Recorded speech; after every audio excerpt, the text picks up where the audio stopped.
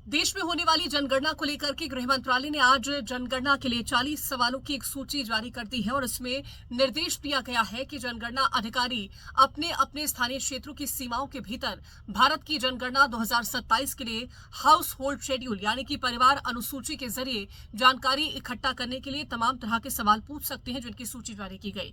जनगणना 2027 का सवाल सिर्फ कितने लोग हैं जानने तक सीमित नहीं रहेगा।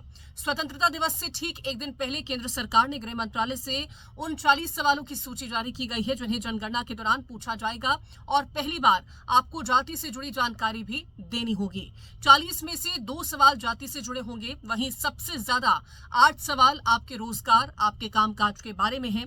जनगणना के सवालों में व्यक्ति की पहचान, परिवार, शिक्षा, रोजगार, प्रवास, महिलाओं की क्या स्थिति है, वित्तीय पहुंच क्या है और डिजिटल पहचान तक की जानकारी आपसे पूछी जाएगी। आपसे ये पूछा जाएगा कि कौन है आप करते क्या हैं, आप कहां से आए हैं, क्यों आए हैं और आपके पास कौन कौन से दस्तावेज हैं। इन तमाम तरह के सवाल आपसे पूछे जाएंगे। इस तरह के सवालों के जरिए आपकी जिंदगी पूरी तस्वीर जानने की कोशिश की जाएगी। आइए जानते हैं कि इस जनगणना के में कौन कौन से ऐसे प्रश्न हैं जो कि बेहद खास रहेंगे।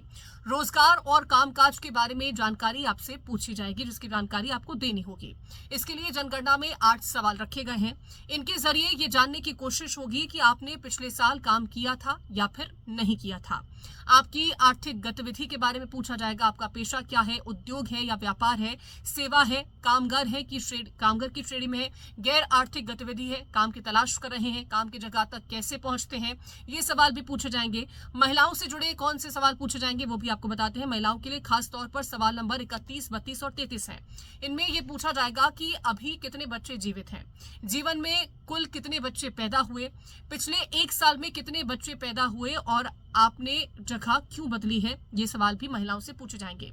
जनगणना सिर्फ ये नहीं बताएगी कि लोग कहां रह रहे हैं, बल्कि ये भी समझने में मदद करेगी कि देश में लोग क्यों एक जगह से दूसरी जगह गए हैं। कुल 5 सवाल यानी कि प्रश्न 26 से लेकर के 30 के बीच में जन्म स्थान, पिछला निवास, प्रवास का कारण, मौजूदा जगह पर रहने की अवधि, स्थायी पते से जुड़ी जानकारी भी आपसे पूछी जाएगी। अब सबसे दिलचस्प बदलाव क्या है? दरअसल जनगणना किसी व्यक्ति की पहचान से डिजिटल पहचान तक पहुंचती हुई दिखाई दे रही है। साक्षरता के अलावा डिजिटल साक्षरता के बारे में भी सवाल पूछा जाएगा।